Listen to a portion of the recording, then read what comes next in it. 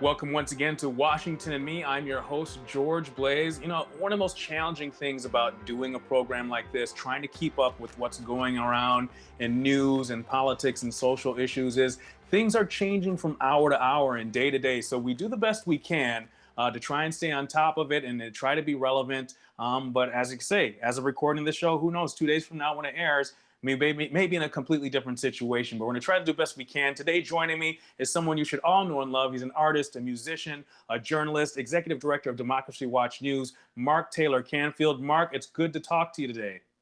George, thanks for having me on the show. I really appreciate it. I like what you guys do. Well, I'm surely you can appreciate with everything you do across the board, just trying to keep up with what's going on in news, trying to keep up with independent media. It's an hour by hour struggle out here. Every day, that's one of the slogans of the Seattle protest scene is every day. There's a march every morning and a march every evening. And last night, the Seattle Police Department was using gas and flashbang grenades and pepper spray again on demonstrators, which after two major lawsuits, a court restraining order, and a city council ordinance trying to ban these munitions, the Seattle police, like the Portland police, just seem to love to use that tear gas. It's like that line from Apocalypse Now. You know, they love the smell of tear gas in the morning for some reason in these two cities. So they use it every opportunity they get. And last night they used it outside the Washington State Patrol headquarters in Seattle near I-5, where they basically dispersed the crowd using those munitions. Well, it seems like, Mark, there was a time maybe 2 or 3 weeks ago when I said to myself, if things can just quiet down a little bit, there'll be a tipping point we won't get past where we can start to move forward to actually see some changes happening, see some things actually going on that are going to fix things. But now, as I'm looking what's going on in Seattle, if you look at Portland, if you look at Minneapolis, if you look at Chicago, I think we're at a point now where I don't see how we're going to get back. Well, one of the major topics of discussion today on the Democracy Watch News press briefing, our national press briefing every Thursday, was the situation in Kenosha, Wisconsin, where unfortunately another name has been added to the list of people of color being killed by police, Jacob Blake. So there was also a shooting in Kenosha at the protest where two protesters were killed. Here in Seattle, unfortunately, I happened to be on the freeway covering a protest on Interstate 5 when a woman was struck by a car and later died. So it's been some tragic circumstances surrounding this whole issue from beginning to end. And people still, though, are taking to the streets because they feel like there's hope in solidarity and activism, and that the only way things are going to change is if feet are out there marching. So in Seattle, there's a list of demands that the protesters have communicated to the city, including a 50% defunding of the Seattle Police Department, which after you see the Seattle Times article showing that 374 Seattle police officers made over $200,000 in salary last check, yeah, there might be some budget cuts available there. However, our mayor, Jenny Durkan, has vetoed the city council proposal to cut 100 police officers' jobs. And now we have an outgoing police chief, Carmen Best, first female African-American woman as chief of police in Seattle. So a historic moment. I was there when she was sworn in. I was actually playing some music for the city council at the city council hearing about trying to save our famous Showbox Theater, a famous music venue here where folks like Duke Ellington and Muddy Waters have played. But I saw her swear in. She heard my music and liked it. We, had great hopes for Seattle and police reform. However, our city council member, Shama Sawant, who's a member of the Socialist Alternative Party, she said at that time that she really didn't think that the racism was going to be rooted out of the police department, even with Carmen Best as police chief. And if you talk to a lot of the activists in Seattle who are marching every day, and the Black Lives Matter movement folks, they would probably agree with that. But she has announced her resignation. Mayor Jenny Durkan's resignation has also been demanded by the protesters after over 15,000 complaints were filed against the Seattle Police Department during recent protests. But as a journalist, I always find it ironic that that particular fact, the amazing number of complaints that have been filed against the police department, is never something that Chief of Police Carmen Best or Mayor Jenny Durkin addressed during their press briefings. It's almost as if that issue just doesn't exist. But that's one of the reasons why so many people are marching. It would seem that, maybe, they view the number of complaints coming in almost as like like a living DDoS attack on them, that it's not real. They're just flooding the gates with complaints just to give another reason to keep fomenting unrest, to keep the chaos going. But when we look at situations, not only in Seattle, but I think what was going on in Minneapolis the other night was particularly telling, because shout out to a bunch of independent media producers who were live streaming the whole thing in Minneapolis. You saw a situation where an individual committed suicide on the street. I saw the video myself. Rumors went out that it was a police-involved shooting.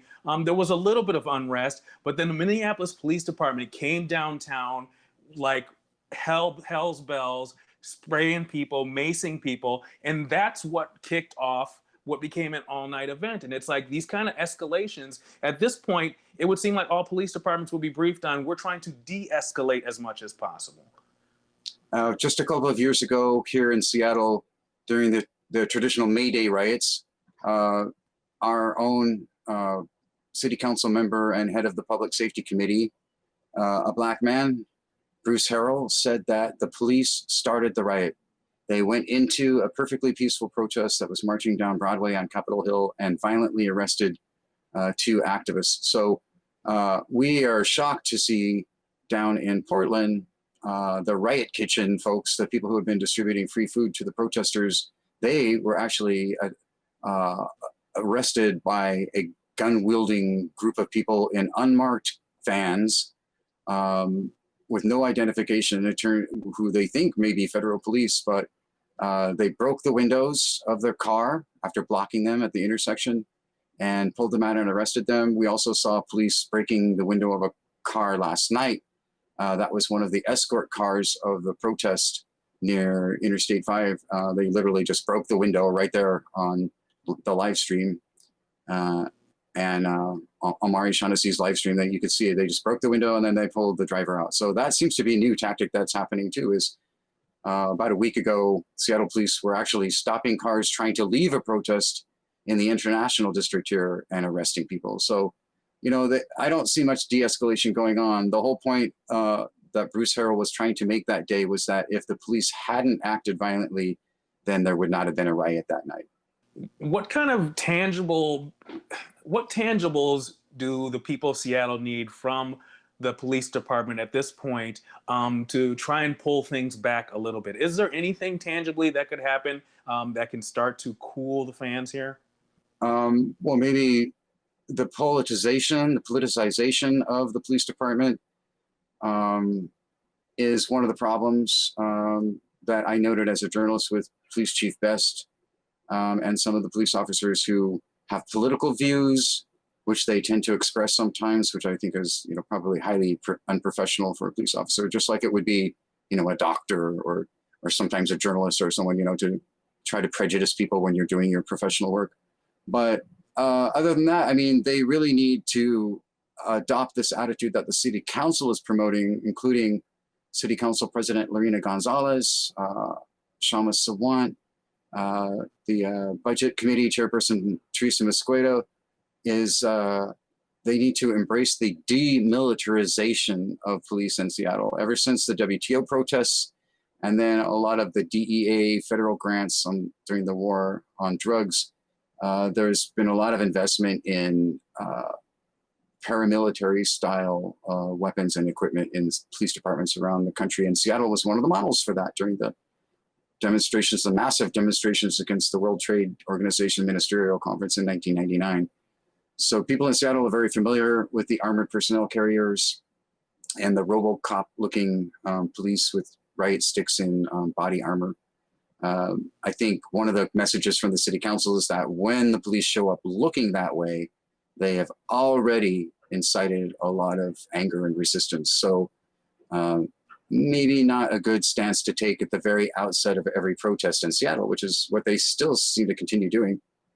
Now, Mark, obviously you and I are old enough to kind of remember this turning point, what they call the Battle of Seattle at the WTO, which actually the tactics the police suddenly instituted then were reflective of what had gone on the last meeting in Europe. There was a meeting in Italy, I believe, where it was the first time you saw independent journalists and protesters getting shot on the streets, at least during the 90s. And we kind of seen it carry over through these, WTO protests across the world. It would seem like lessons were learned at that point. Like, how did we get back here? Well, there was a lot of investment in militarized gear for police. There were sweet deals offered by the federal government for local police departments to work with the military and to get used military equipment, which is probably where some of the CS gas comes from, which, by the way, was banned by the Geneva Convention during times of war as a chemical weapon. But this issue of tear gas, pepper spray, rubber bullets, flashbang grenades, concussion grenades, whatever you want to call them, they were used during the WTO demonstrations. They've been used almost every May Day over the last decade or so in Seattle, although the last few May Days were actually relatively peaceful, I think, because people started to realize that, the real battle at that time was coming from the folks in the White House. But now we have a situation where the police are heavily militarized. They act like a paramilitary unit. They're heavily armed. They show up looking like a SWAT team, even when they're just, routine patrol officers. Now, there are the bicycle police, and I believe Seattle was one of the first cities to actually institute a bicycle squad. And they, tends to be a lot less, intimidating in terms of the way they look. However, they can be very aggressive too. And they often use them as what they call an emphasis squad. So my take on all of this, having been at the Seattle WTO demonstrations, that was my first experience of Seattle as a young man, was I walked into Seattle and riot cops, banging their batons against their shields and staring at me like they wanted to beat me up. I'm thinking, wow, this is, I guess, corporate fascism. This is what it looks like. I don't know. But since then, there have been battles coming from the ACLU, Amnesty International, the Trial Lawyers for Public Justice, the NAACP, the Urban League, all sorts of civil rights groups, which led to a federal Department of Justice review of the Seattle Police Department for excessive use of force and racial profiling. They're still under a consent decree, which was part of the result of that review. So there's still federal oversight happening of the Seattle Police Department. And it all started with, well, it didn't start, but it came to a head during the shooting of a Native American woodcarver. His name was John T. Williams. There are 2 large totem poles in Seattle dedicated to him. That officer was never prosecuted. The Seattle Times went on to do an investigative journalism survey of cases in Washington State. They found that out of 200 police shootings, only 1 officer had ever been prosecuted. So in a recent round of elections, the folks in Washington State passed an initiative which makes it a little bit easier for prosecutors to actually charge police officers. And so the first sort of test case is happening right now. It's an Auburn police officer, and he has been charged with second-degree murder. But up until now, it's been very, very rare, if almost non-existent, for police officers to be prosecuted for crimes while on duty. So I think that the mayor, the office of the mayor, the city council, and other political representatives in the city never adequately addressed any of these issues after the WTO demonstrations, where there were mass violations of people's civil rights and a no protest zone was declared. At one point, gas masks were made illegal. My band has a song about that, the Ballad of Seattle. So there's a whole history of policing in Seattle that's never been addressed. Finally, there was a Department of Justice review, but a lot of people would say that they haven't seen a lot of evidence of reform at this point. Well, it doesn't seem like any of the protesting is going to come to an end anytime soon. Certainly not before Election Day. I mean, as we do the road to November here is the title of this episode. Have you had a chance to watch any of either convention, the Democratic National Convention, or the RNC that's going on as we speak? Yes, it's one of the duties of being a journalist. as well as a musician, because I can write about some of these people. But I feel like it's in Seattle, where progressive politics tends to reign. It's been a very lackluster year in terms of politics, but I think there's extenuating circumstances, of course, for all of this. Luckily, we have mail-in voting, and you can actually even drop off your ballot at the same time in Martin Luther King Jr. County, where I live in Seattle. So we do have some protections for our vote here, but I think people are worried. And we interviewed Greg Palast, great investigative journalist for Democracy Watch News, our podcast, Democracy Cast. And he gave a great expose about his book on how the Republicans are trying to steal this next election. We've also seen voter suppression during primaries in the Democratic Party. So it's not just one party that's been caught doing that. People are very worried about our democracies, starting with the Electoral College, the Citizens United decision, the gerrymandering that's gone on all across the country, and then Mark, I think you make a very great point there. That I think a lot of people who don't do the kind of work that you and I do, don't really understand. Particularly when you go back to the last election cycle, there was a gentleman by the name of Dr. Willie Wilson out of Chicago who was trying to run for president as well. And while he was out spending his own money, he's an independent millionaire, spending his own money out campaigning. He was reporting back that simple things like sharing of the VANS system, which is kind of like a voter database that the whole Democratic Party gets to use as long as you're a registered Democrat, they were locking him out of that. The Hillary Clinton campaign was locking him out of basic tools and basic things just to be part of a process, and they're all supposed to be on the same team. So when we look at, you're talking about voter suppression, it's not just one side or the other. Politics is, if you knew how sausage was made, you wouldn't eat it. According to Greg Palast, over 500,000 votes were disqualified in California during the primary election when Senator Bernie Sanders was running against Hillary Clinton. So, yeah, I mean, Bernie Sanders is very popular in this part of the state and this part of the country. His Tacoma Dome show, including the band Portugal the Man, some great hip hop artists, and a Native American prayer ceremony. It was one of the most incredible political events I've ever seen.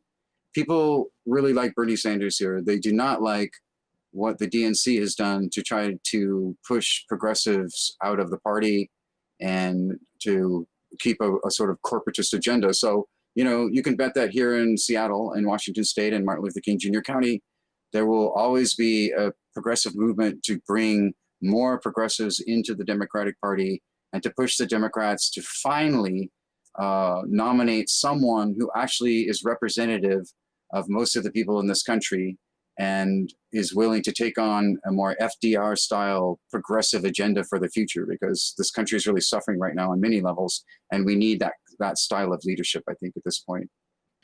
There seems to, at least Speaker Pelosi has put out a call that Biden shouldn't even debate Trump in this cycle, that it would just be an exercise in skullduggery, I believe she referred to it. What do you think about that?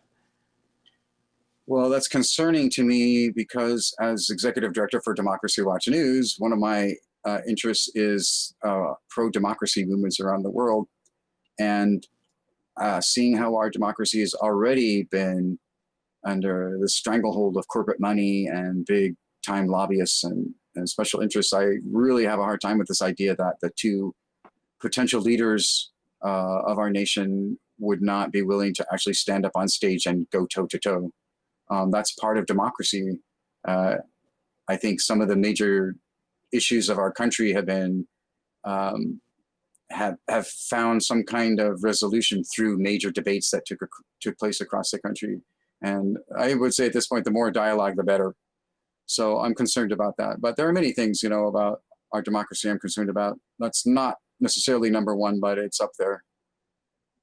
What are the major things that are on your mind? I mean, we're moving into probably the most contentious and important election cycle in my adult life, for sure. What's on your mind? What are your top things? Well, I'm also editor for press freedom for Democracy Watch News. The United States is currently ranked 45th in the world in terms of press freedom.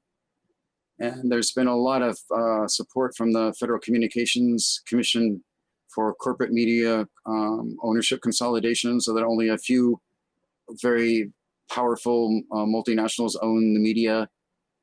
We've seen the politicization of the media, and freedom of the press is something that's really suffering in the United States right now. That's one issue. You can't have a free election if you don't have a free press. Luckily, the Seattle City Council just passed a resolution in favor of protecting journalists from being targeted by police, because there have been a lot of reports of journalists, and I myself have been pepper sprayed and had pepper balls fired at me and things, tear gassed, rubber bullets during protests.